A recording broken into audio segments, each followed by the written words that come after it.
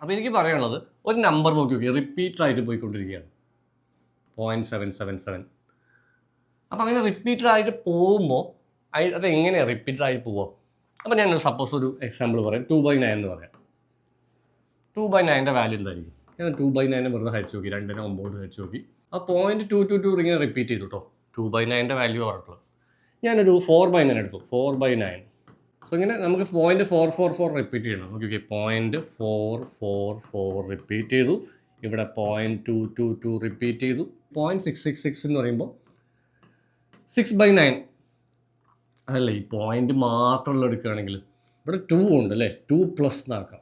ഇനി ഇവിടെ പ്ലസ് ഉണ്ട്, ഇവിടെ 2 അവിടെ നിൽക്കട്ടെ, 2 പോയിന്റ് അല്ലേ ഉള്ളത്, 2+ ഈ 7/9 ആക്കി വെച്ചു. ഇതല്ല എൻ്റെ ഒരു മീനിങ്. 2 പോയിന്റ് എന്ന് പറയുമ്പോൾ 2-നെക്കാട്ടിലും കൂടുതൽ. നോക്കി 2.666, 2.777 ഇത്രേ ഉള്ളൂ. ഇതിനെ സോൾവ് ചെയ്താൽ മതി. അപ്പം 2 4 വന്നു. ഇത് നേരത്തെ പറഞ്ഞ പോലെ ഒപ്പിച്ചിട്ടൊക്കെ കിട്ടും, പക്ഷേ ഒപ്പിക്കുന്ന പരിപാടി നമുക്കില്ലാത്തതുകൊണ്ട് നമുക്കിത് സോൾവ് ചെയ്യാൻ നോക്കാം. 6 7 13/9 കേട്ടോ. ഇത് ആൻസർ ഉണ്ടോ ഇതിൽ? 4 13/9 ഇല്ലല്ലോ അല്ലേ. അപ്പോൾ പിന്നെ എന്ത് ചെയ്യും മല്ലയ്യ എന്ന് ചോദിച്ചാൽ പോലെ നമുക്കിവിടെ എന്ത് ചെയ്യും? ഈ ഒരു വാല്യൂവിനെ നമുക്ക് എന്ത് ചെയ്യാം? നമുക്ക് മൾട്ടിപ്ലൈ ചെയ്ത് നോക്കാം. നമുക്ക് അപ്പോൾ ചിലപ്പോൾ ആൻസർ കിട്ടൂലേ. 9 4 36, 10 46, 3 49, 49/9.